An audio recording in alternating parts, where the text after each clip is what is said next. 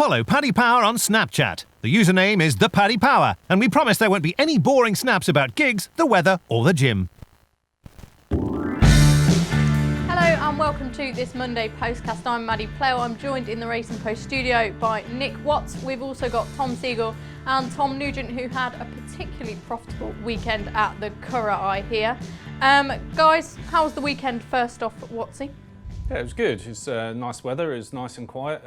Didn't do too much. Walked the dog, and that was about it. Watched a bit of sport. There was loads on at the weekend, wasn't there? There was cricket, racing, football, God knows what. Gosh. Yeah, so it was good. Bit of a couch potato. We'll hear all about the cricket from Tom Siegel, unfortunately. But I was on the Curragh Live blog all weekend, so keeping the ear to the grind with the Curragh. Tom, you were at the Curragh as well? Yeah, I was down there both days. First time down to the Curragh this season, and the redevelopment is coming along very, very nicely. Last year it was kind of a bit more demolition stage. We arrived down for Guineas weekend, and it was just kind of a series of tents, and nobody could really see what was going to take shape. But it's very, very impressive what's there at the moment. The parade ring is finished, and a few buildings around it, and the skeleton of the new grandstand is up, and it's going to be absolutely top class when it's finished. Really enjoyable weekend, good weather, great results, and yeah, enjoyable weekend all round. Oh, lovely stuff. Tom, go on then, what can you tell us about the cricket? We're all dying to know. Nothing much. I went to see, my son and I go down to the Rose Bowl in Hampshire quite a lot, so we went to see the one-day game yesterday, and Hampshire managed to snatch defeat from the jaws of victory in their typical Hampshire style, but it was good fun. We had a nice day in the weather. Didn't watch any racing. I watched it all this morning. Nothing much to report. Tom, help us out with this Curragh. When are they going to sort out the TV camera angle? That is the worst thing I've ever... So the where the camera is, now I haven't actually spoken to anybody else about this, but where the camera is, it's a makeshift, kind of nearly like a prefab tower that's just really, really close to the track. So you don't get the kind of better angle until literally they just cross the line. So you don't really know who's in front. So I'm hoping that when that's it won't be this season anyway. Basically, is all I can tell you. It'll be next year. Do you think they could move it like 200 yards to the right, the prefab thing, so we can actually see what's going on? Where the prefab is, just behind it is all boarded up, because that's where the construction site is for the actual grandstand. So it can't move any further back. But I agree with you, it's really annoying, but sadly we'll just have to sit and put up with it for the rest of the season. We'll just have to put up with it. It's good that you know exactly what's going on though, Tom. We can quiz you on the whereabouts of everything at the Curragh. Moving on though, easy one to start with, folks. Who wins the derby on Saturday, and who's our best outsider? Got to be really excited for that. Tom, just reel off the betting for us, please. I will indeed. If I had my finger on the buzzer, I'd be ready. Saxon Warrior, 8-11 favourite. Roaring Lion next in 6-1. Delano Roosevelt, 12-1 alongside Young Rascal and Hazapur.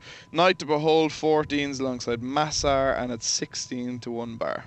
Right, first off, am I right in thinking there's been some moves for this Delano Roosevelt? What's the one that they've been backing in the week? A small few quid for Delano Roosevelt, 20-1, 16-1, into 12-1 now.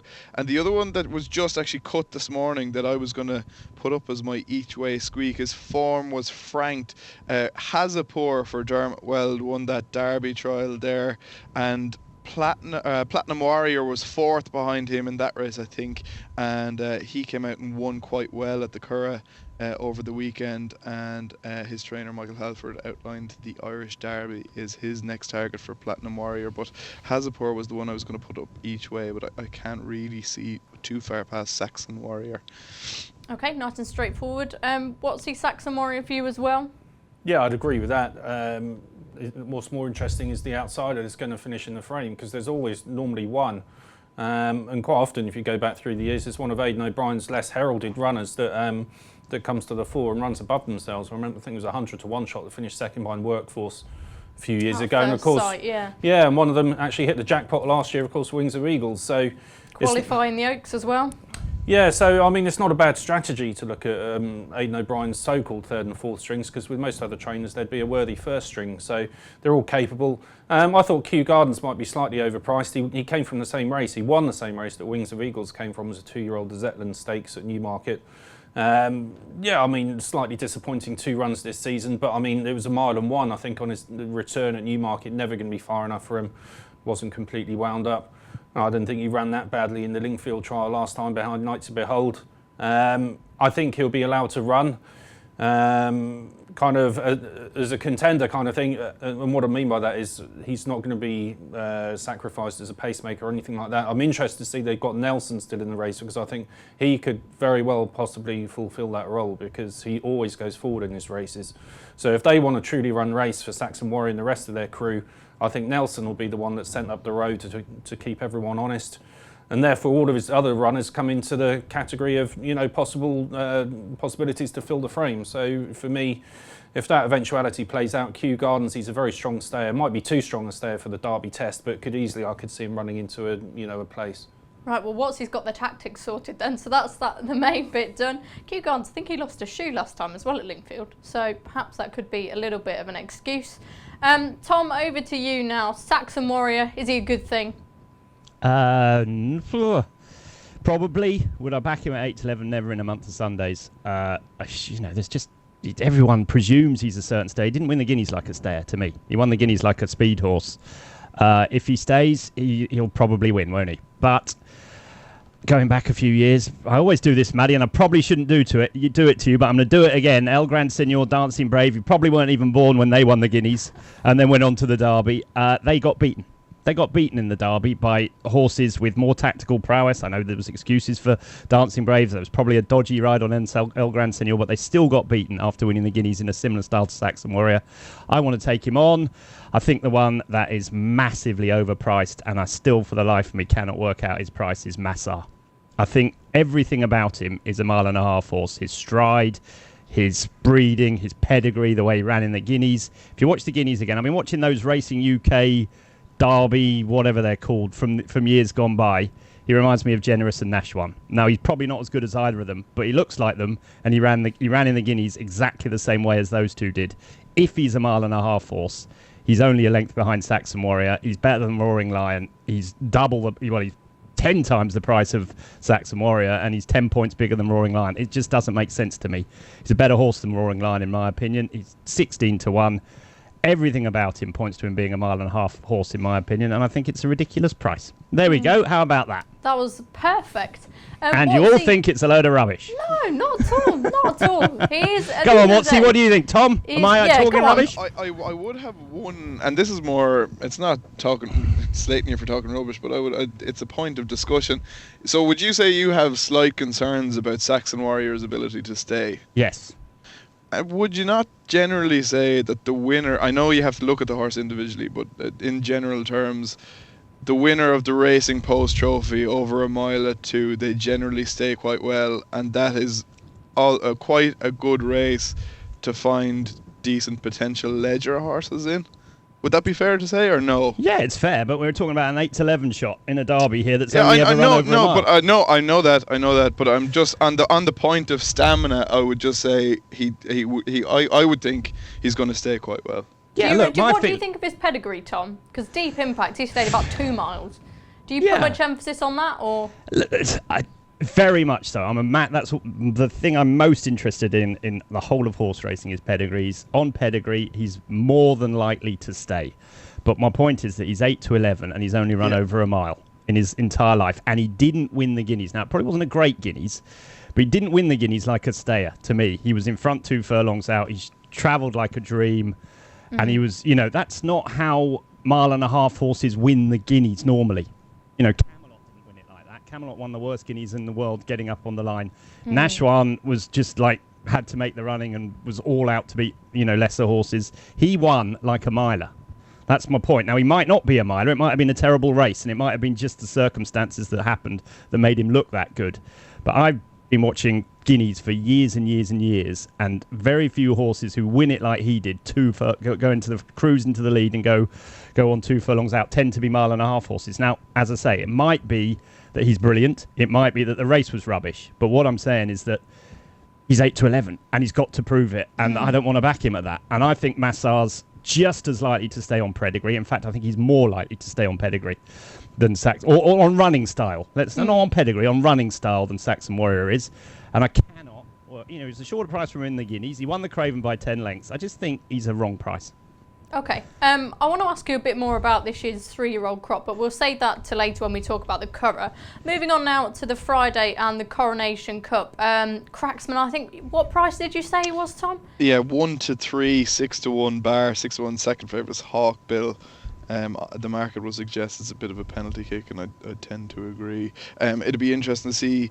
I'm sure betting without market will go up. Sadly, we're only 2 places at the moment, and it's going to be quite a small field. If Yucatan was to run, I thought he ran a grand race the last day and wasn't knocked around too much. He could be interesting, but the place terms aren't going to be great for betting around the favourites, so just see if that betting without market goes up. But yeah, looks like a fairly straightforward race for Cracksman.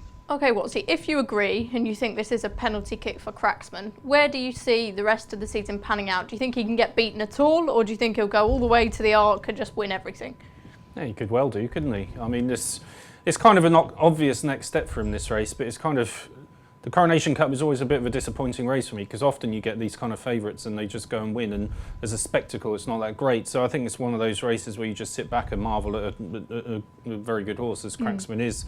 Where he goes from here, I imagine, he could go anywhere between 1 mile and 2 and 1 mile and 4, couldn't he? I don't think 1 mile and 2 is ruled out for him, as we saw at Ascot last season. He's very effective over that trip. So yeah, all options open for him. Enables out the window now for the time being. So there's a good pathway there for him to go on to, he's already great already, isn't he? So, to further his greatness. And so Friday's race, not a brilliant betting heat, one just to watch, sit back, enjoy it, and see a class horse do his stuff. Okay, Tom, how great do you think Cracksman is? He's a superstar, isn't he? He's an absolute superstar. I just think he's really, really good. I mean, Watsy's right. I mean, this race is, I think, you go back through the history, I think Pether's Moon won it a few years ago at a big price, but apart from that, every year it goes to the one you expect to win. He's literally got no competition here, I wouldn't have thought. Idaho's a pretty decent horse. I think the German horse might be a bit of value each way if 8 turned up, because he did win the Group 1. I think German form's always underrated, basically. We've had lots of German horses come. We had a couple of Arc winners and stuff like that, and he did win the King Group George 1. Winners and stuff. King George winners. He was 8th in the Arc as a 3-year-old. He was only beaten... not far by, I think I'm thinking of the right horse. I can't remember. He beat a horse, basically, in Cologne a few weeks ago that ended up, that was 8th in the Arc or something. So he's got form that puts him in the vicinity. He's not the bottom rated. Put it like this, if you're looking at Racing Post ratings, he's 3rd or 4th in there. So that gives him an each. He might just be a bigger price, but look, it's all about Cracksman. He'll win. Okay. Tom, again, I know we got your impressions first off, but anything to add to that? Not particularly. I would just maybe caveat the whole thing with that he is at the moment 5-2 favourite for the Arc with us. I'm not sure what price he is elsewhere, but in typical anti-post fashion, he might shorten up a little bit for the Arc if he was to go on and win by a good few lengths. So if you really, really fancied him... What about if Saxon Warrior goes and wins by 5? He might go out again in 24 hours later. Maybe, but he probably will shorten up for the Arc. I'd say 5-2 mightn't hang around too much longer if he does to win the Coronation Cup very easily. Okay, superb. So we've covered the Derby and we've covered the Coronation Cup. We'll get on to the Oaks just after this. Check out Paddy's Rewards Club. Simply place 5 bets of £10 or more across any sport in a week, and you'll get a free £10 bet the next week. T&Cs apply. 18+. BeGambleAware.org. Welcome back to this Monday Postcast. We're covering the Epsom Derby Festival, and the Oaks is next on our agenda. Tom, I noticed Wild Illusion now. She's favourite with a lot of bookies. That's quite surprising, isn't it, ahead of Magical? Yes, shortened up quite a bit. She's 7-2 favourite now. Magical 9-2. Sia Class 6-1. Magic 1, 7-1 alongside Forever Together. Bye Bye Baby 8 alongside Perfect Clarity, and it's 10-1 bar. Now, Lati Dar was the go-to horse for a lot of people in this race, but now, of course, she's out. It's just thrown it absolutely wide open. Tom, can you see a lot of value there? I was quite surprised at your intro there, Maddie. I can't believe Magical's so short. I thought Wild Illusion was the obvious favourite, in my opinion. She's the best form. She's got the best top speed figure, got the best racing post figure. And to me, she's got the best form, and she's certain to stay. So I think she's a miles more likely winner than Magical. I don't fancy Magical for what it's worth either. I just thought Aidan O'Brien, they usually just stick him in the favourites. We do that. But bar Saxon Warrior, they've had a wipeout, haven't they? A wipeout in the classics this year. They've got, we've had Bilston Brook, we've had Alpha Centauri, and we've had Romanized. Big shocks. Not very well bred. Well, Alpha Centauri's well bred, but, small stables beating Aidan O'Brien hollow, basically. So it's refreshing. I'm a big fan of it. Yeah, great, isn't it? It's great. Impossible to find unless you're called Tom Nugent, but so it's great. So I'm not surprised that Wild Illusion is favourite. I think she's the right favourite. I thought her run in the Guineas was perfectly acceptable. We saw Lawrence come out and win yesterday at St. Allery. I don't think the O'Briens have a clue which one is their best filly. They've got 8, I think, in there, and they'll probably run all 8. And we have no idea which is the best one. I tell you, I'm very disappointed that Sir Michael Stout isn't running his filly. I know my friend Motti wrote something in the paper Which today. filly's that? Sun Raider, was it called?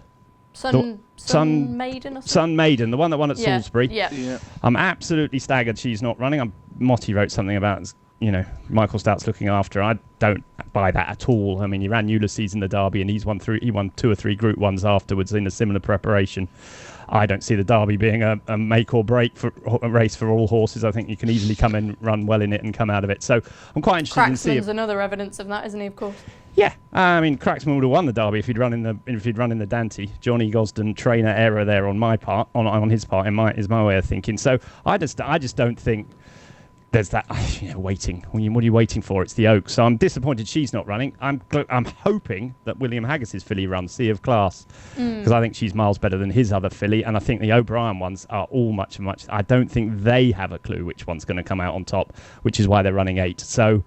For me, I think Wild Illusion's the right favourite. I think Sea of Class is very dangerous, and you just throw the balls up in the air about the Ballydoyle ones. I don't know, any of them could win. It's really interesting, actually, talking about William Haggis, because I spoke to him at Breakfast with the Stars and he said, oh no, Sea of Class won't run and Give and Take will run. Now, after the Musadora, he said Give and Take's going to run in the Priest and Allery. She won't stay the Oaks trip. She's not going to go. So now it's looking completely the opposite and he's going to run both of them. Well, Sea of Class, we're not sure yet, but he's definitely looking as if he's going to lean that way, which is very interesting. What's your opinion on the Oaks? Well, you can understand Haggis rolling the dice, can't you? Because with Lardy Dar out, it's a very open contest that we've just described. So if you've got anything of Oaks calibre, then you run it and hope for the best. I think Tom's exactly right with the Ballydoyle horses. Magical is a very similar horse to Happily, based on their 2-year-old form. Happily couldn't get the job done yesterday in the Irish 1000. It was slightly disappointing. His 1-2 from Chester, Forever Together, and Magic Wand. I mean, they were maidens going into the race. And not very distinguished maidens at that. And yeah, obviously Aidan's horses we know well can progress, and they do from run to run, but they don't set a standard you'd be massively scared of. I kind of warming to the idea of Wild Illusion winning the Guineas, and the only thing that puts me off, and I was going to mention this to Tom actually, in relation to Massar. We had Soliloquy yesterday, who was well fancied. She won her trial earlier in the season, couldn't get the job done. Newmarket couldn't get the job done in Ireland yesterday. We had Massar winning the Craven by 9 lengths, then couldn't get the job done in the Guineas. It's a long, long time since Godolphin as an organisation won a classic or been anywhere near in the... Symbolisation, he was well backed as well. He couldn't do anything in the 2000. Yeah, and, I always start at the beginning of the year, think, give Godolphin a clean slate, give them a chance. They've had some good 2-year-olds. Let's hope they come through and emerge and really threaten the Ballydoyle kind of hegemony. I can't even say it. That's too posh a word for me. Stranglehold. I'll use that. Monopoly. On the classics, Whatever. Monopoly, exactly. Blimey, too posh a word for you, Watsy. I never thought I'd see the day. Yeah, it's a tongue twister. And but for whatever reason, their horses just don't seem to do it. They seem to fall away when they're given the toughest tests, and time and again, I've thought they might have a horse for this, they might have a horse for that, and it doesn't materialise. So their back record is putting me off Wild Illusion. I don't know why it should, because it's not the horse's fault. He's trained by Charlie Appleby and comes from Godolphin, but you know, it is a factor. When was the last time they won a classic or even got close? It's a long time ago now. Charlie Appleby's doing a great job, but you're right. Where are the winners coming from in those sort of races? Tom, what do you have to say to that? Not much, to be honest. To be honest with you, I haven't had a bet in the race. If I was to pick one out at the moment, I thought Magic One's win in Chester was decent. Now, Sea Class obviously looks very, very good, but in terms of Aidan loves Chester as an Epsom kind of track, a good place to trial a horse that's going to Epsom, and I thought she did it well. I thought she'll improve.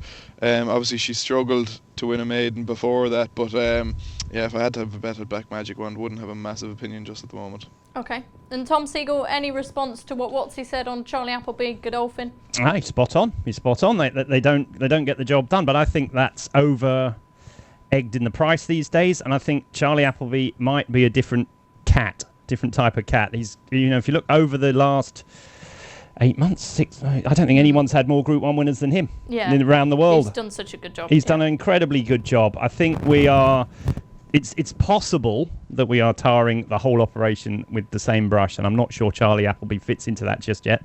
Look, I do think there was a case where his horses came back from Dubai with a fitness edge over some of the others, and therefore maybe looked better than they were in their trials. That could be aimed at Massar, could be aimed at Wild Illusion to a little bit, but nonetheless, she did win the Marcel Boussac. She did thrash Magical that day. She did run third in the Guineas. She does have a pedigree that says to me that she'll stay 1.5 miles, and she does have the best form. So I think if she was trained by Aidan O'Brien, she'd be 5-2, not whatever.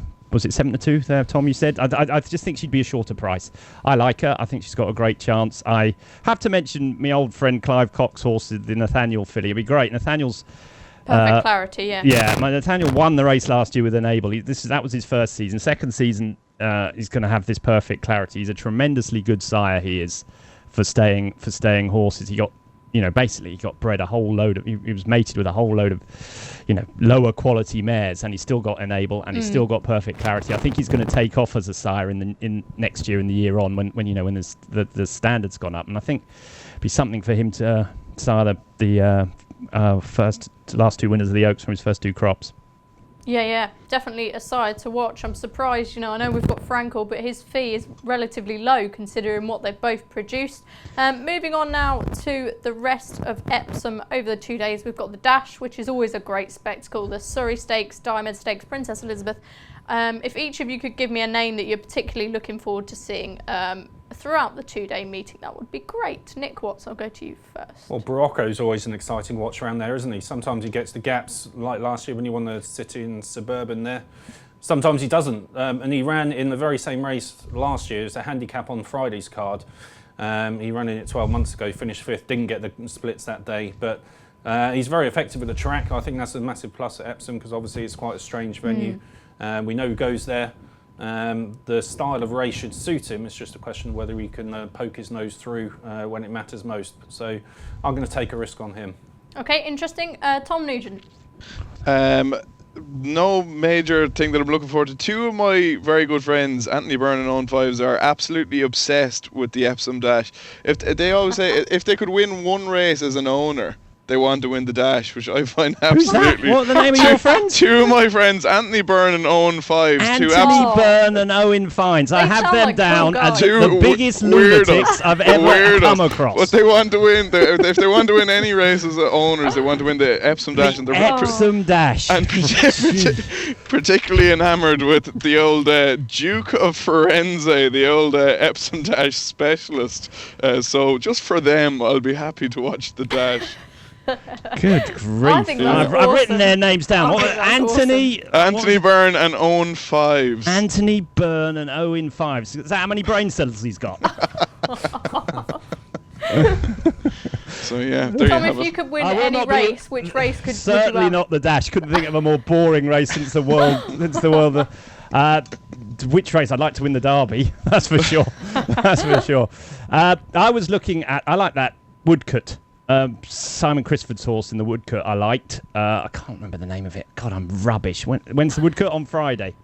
It's on Friday now, isn't it? They keep moving these races around, and it's mucking me up. The Francesca Cumani from the magnificent ITV Racing, Cool Exhibit. She bred Cool Exhibit, who won at Nottingham for Simon Crisford the other day in tremendous style. I thought it was really impressive. Not sure Epsom will suit him, to be honest, but he's a horse I'm looking forward to. And my old friend from the Guineas, the Hannon horse that they thought was better than Bilston Brook, Ananirium. I think she found the ground too fast on Guineas Day. I think she's coming back for the listed fillies race, or the Group 3 fillies race on the Saturday. So those would be two for me. Cool Exhibit and Ananirium. Brilliant, spot on. We'll cover the Irish Classics after this short break. Success ain't earned, it's bought. That's why at Paddy Power, we paid the big bucks for the best tech nerds in the world to develop our new, fastest ever app. Download the new app from the App Store or Play Store now. 18+, begambleaware.org. Now, talking about the Irish 2000 Guineas, I don't think many people could have picked out the winner, but Tom, you managed to do it. What was your thinking behind backing Romanised? Fluke, I'd say, more so than. But no, Tom and Nick will both know, like, good horses can lose their way a lot. Like, in a couple of runs, particularly on the flat, a couple of runs, they just don't show themselves to what they're able to do, and they just get completely overlooked in the market. Now, I'm not saying I backed him with absolute certainty at 25 to 1, of course but you did. he was a good 2-year-old. Like, he was second to Massar, the Solario Stakes. It was Derby winner, Massar. We go. Pretty well reported that the Tetrarch Stakes, his first run this year, just they could make a lot of excuses for him, and the connections were just quietly confident about him coming into. He did a very good piece of work supposedly in the run up to the Guineas, and they just fancied him. And I look at, you stick up ones each way at big prices, and occasionally they click. I was just lucky, I guess. Oh, very, very humble. What's moving on? Before we went live, I said, what do you make of this year's 3-year-olds? Because the Newmarket form wasn't really upholded here. Gustav Klimt, he ran all right. He finished third. El Arkham, very disappointing favourite, really. What did you make of the Irish 2000 Guineas? I thought it was great from all angles. It's nice to see a different trainer, an unheralded trainer, do the job. I think that gives hope to everyone in the training ranks. And one of the things on here, do you think it's a fluke? No, I don't think it was. I think it's tempting to say that because it's got Kay Condon next to his name and not an A. O'Brien or Jay Gosden. But yeah, I mean, Elikam disappointed, but I mean, let's give the horse the benefit of the doubt. He won it nicely. He beat US Navy Flag, who of course is a very good yardstick, very good 2-year-old who there's no reason to suspect he didn't come back to form and run to his best. So, I'm quite happy to give the benefit of the doubt to Romanised. It was a great result, great for racing when those kind of things happen. And I kind of like Tom's logic really, because I think, the ones at the front end of the market, they didn't set an exacting standard. I mean, El Arkham, he ran well in the Guineas, but not one that you potentially go overboard about. Gustav Klimt likewise ran okay in the Guineas, but he's not one you'd say, oh yeah, he's going to be following up. They didn't really have many excuses, did they, in the Guineas? So, I mean, Gustav Klimt, no, he'd had a run. They seem to run their race. Obviously, this time El Arkham didn't, and Mark Johnston has said that since then. But even then, leading up to the race, it's the kind of thing, you could have a go at one at a big price, and I couldn't see Romanised myself, but Tom found it, and good luck to him. Well done. Well done indeed. Tom, who did you fancy in the Irish 2000 Guineas in the run-up to it? Certainly not Romanised. I don't think I'd back him now at 25 to 1, let alone then. No, I thought he had no chance. I still think he has no chance. I disagree with Watsy entirely there. I thought they set him up. I thought the Ballydoyle team tried to beat El Arkham. They thought he was the danger, and if you noticed, US Navy Flag from the start went left. He went away from El Arkham. They went far too fast, and they set it up for the one. I'm just doing a piece for the weekend now, and I was looking back over the Saturday's racing, and every race that I looked at was won by the horse that was held up last in every race. The one at Goodwood, the one at Haydock, 2 at Haydock, the one at York, and the Irish Guineas. And I just think we've got it in our heads as jockeys and trainers and pundits, and that you've got to do things in races to give yourself the best chance. And I just thought that while they were giving themselves the best chance, and let's not muck about, they did finish 2nd, 3rd and 4th. Ballydoyle did. So they did the right thing because they got El Arkham completely stuffed. And Tommy Stack's horse, the bad moving Choisir horse. I can't remember its name now. Zeba. What a way to Zeba. describe it. Zeba. They got him beat. They got them beat. No problem. They didn't realise that they had a good horse in behind them. Now, Romanized is clearly a good horse, but I think if you ran the race again, he might win. But I doubt it. I doubt it very much. I think they'd run the race totally differently. So I presume we're asking where does he go from here? I presume he goes from Ascot. The point is, we got to make is where are these good horses? So maybe he is the best horse. Or maybe I'm being really harsh on him, but. And the other thing, we've got to talk about trial races, Maddie. You know, he was absolutely lapped in his trial. I know he was a bit unlucky, and I know he got stopped and whatever, and he was beat. But he was 6th of 8 in a pretty moderate race. Let's be honest. Lots of them in there haven't exactly. I know the one went and ran okay on Saturday, but it's quite a way off classic form. Bilston Brook, or whatever she called, got lapped in the Nell Gwyn and went out and won the 1,000 guineas. And Alpha Centauri finished 8th of 10 or whatever it was in her trial. So I think we've all got to remember that trial races are just that, you know. So it's pretty hard to find those horses if you're looking in terms of. Do you see what I mean? In terms of looking for a really classy horse, you could never have described Romanized that only won one race in his life. Alpha Centauri was a possible, I suppose, because of her back 2-year-old form. But Bilston Brook. So it's been really hard, those races, and I think more than anything they were decided by tactics and race position as much as ability. So while I'm not decrying Romanized, which is a great result for the sport, it's always nice when horses like that win. I think I'd take the result with a massive, huge wad and skip full of salt. Okay. How about that? What do you reckon? Come on, Maddie, what about you? Well, I don't know. I mean, I said to Watsy before we went live, am I being a bit harsh? Because I think, barring perhaps Saxamore, this year's 3-year-olds could be a bit rubbish. And I think I was waiting until somebody said that. I was literally about to just say it always happens this time of year. Maybe I'm being a bit. Maybe I'm saying every year somebody says, "Oh, the 3-year-olds aren't great." I'd say, "Are they?" And you just have to wait until they take on the older horses. Like Tom, Nick, you know, literally every year somebody knocks the 3-year-old crop. You have to wait and see. Like, yeah, the only thing I'd say, Tom, where I agree with you, is that being a pedigree man, a couple of them, you know, you wouldn't. If you'd have picked them out in the sales and said they were classic, you would never find it. And I'm a big believer that racing is run by hierarchy. That pedigrees win out in the end. So therefore, I'm just not convinced that. I think I'm agreeing with Maddie. Is what I'm saying is that I'm not convinced the 3-year-olds, bar a couple of them, are as good as they should be. Now that might, as you point out, be a total load of rubbish. Cover ourselves, Tom. Yeah, we've got to cover ourselves. But my feeling is at the moment that I just think I don't think there's that many good old horses either, if I'm being honest. So, but there we go. The 2-year-olds are great. Talk about the 2-year-olds. Let's talk about Fairyland and her pals. We're going to run out of time. Before we do, I'll give you time to mention them in a bit, but we have got to move on to the Irish 1,000 guineas. We've already touched on Alpha Centauri coming back to form. Again, it was great to see a different trainer win. Jess Carrington, although she's not quite as small as Ken Connon, she's still done a superb job. Happily was 3rd. Not really any excuses for her. She looks like she wants to step up in trip. Now, anything to take out of the 1,000 guineas quickly? No, not really. Well done, Alpha Centauri. I thought Happily was disappointing. She didn't do much more than she did in the English guineas. She just stayed on late. She probably wants to step up in trip. I had an each-way fancy in the race. Chiara Luna was very disappointing for the Dermot Weld team. So, it was a good win for Jessica. Well done. Fantastic. She's at the top of both codes, isn't she? So, good result for them. But not really any conclusions or anything exciting to say about that one. Okay, Tom Nugent, is it a similar story?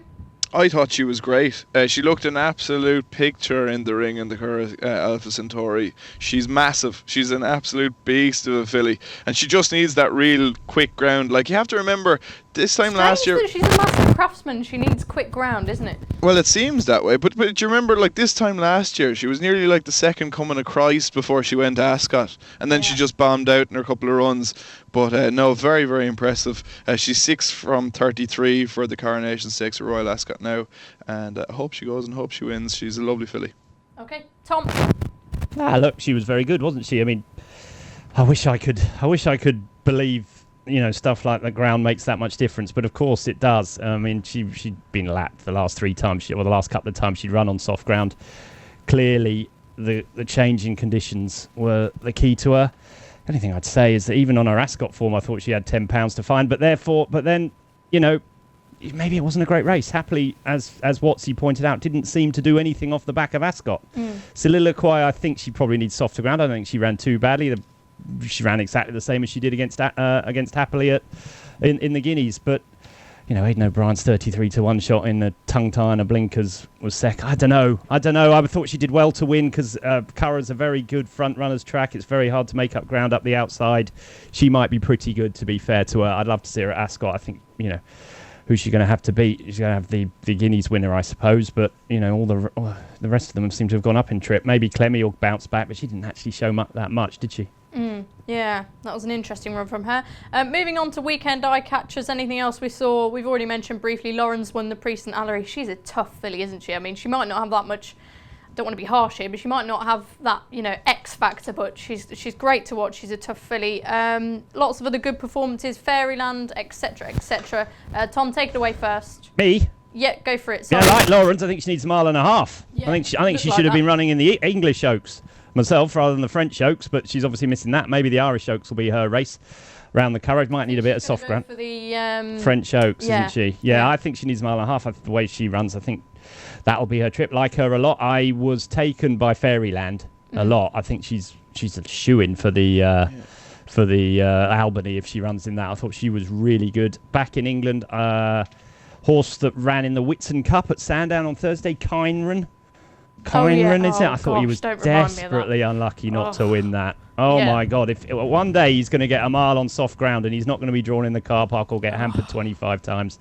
But the problem is this is always going to be short now because I think we've missed the chance of backing him at 10-1 in any race from now on. But he's a really good horse. And then I just happened to be watching a race from Chester on Saturday. It's not normally my cup of tea watching Chester on a Saturday. Is he stole your horse? Caradoc. Is that the one? No. Sorry, Watsy. No, he was at Chester, but it wasn't that one. Thank God. Caradoc won the first race, the Novice Stakes. Last week we played in I played in a charity golf day for Welchard for Ed Chamberlain's golf day, and I played with David Simcock, and he told me to watch out for a horse of his called Come On Tier.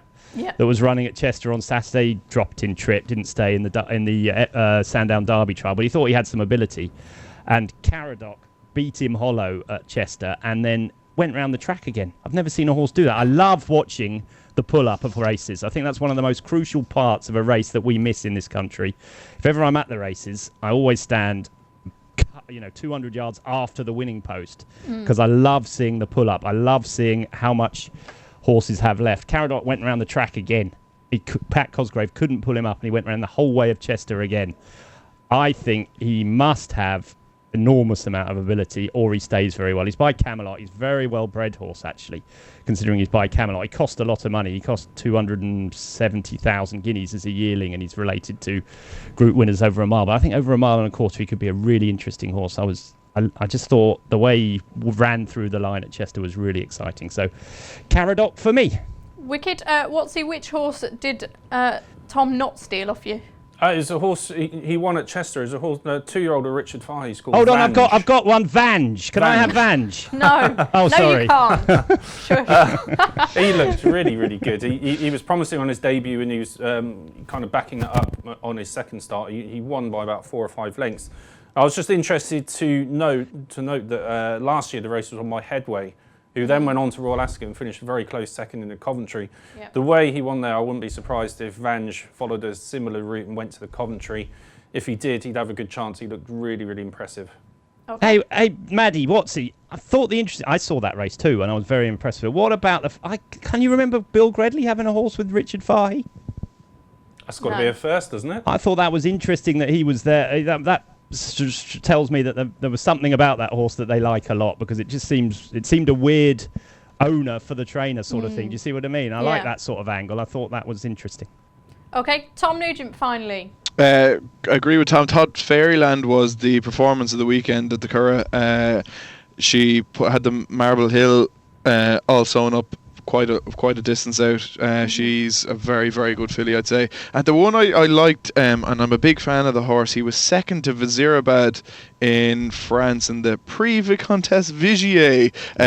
Marmello. I absolutely love Marmello, and I think there is a big race, if not big races, in him this season. Not sure what the targets are going forward, but stick him in the tracker, Marmello.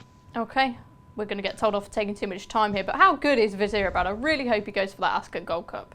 Really do need to see him. He's fun to watch. Anyway, Royal Ascot is fast approaching. Give us a horse you've already backed and one you'll definitely be backing. Would that be a Chester eye catcher? Yeah, Vange would be one that I would definitely back if I knew for sure he was going for the Coventry. I think the Gold Cup's going to be a good race this year. I'm going to stick with my old pal Order of St George too. I think all these other horses winning well just holds his price up, and he's unlucky not to be going for a hat-trick in the race, and I'd take him over the likes of Magic Circle every day of the week. He did, of course, win last week, Order of St George, but he was 10s on, it was a non-event. But goes under the radar a little bit. Yeah, I think he's a very, very good horse, and he's won at Ascot at the back end of last season. He's got guts as well, and I don't think he was probably Ryan Moore's best ever ride when he got beaten by Big Orange last season. Okay, Tom Siegel. Absolutely certainly wasn't Ryan Moore's best ever ride. And the thing, my two would be Sioux Nation in the Commonwealth Cup. That's the one I have backed. I think Scat Daddy at Ascot, I think he's 4 from 8. I think they just absolutely relish the track. I think he'll go very well. We should mention John Gosden's 2-year-old that ran one at Yarmouth. He's by Scat Daddy. Maddie, you'll remember the name, on Tuesday. Will I? Don't think I will. It was absolutely brilliant. I think he'll have a big shot against Vange in the Coventry. And the one I like, I'm just a sucker for these handicaps. John Gosden's horse. I don't know if he'll run in the Hunt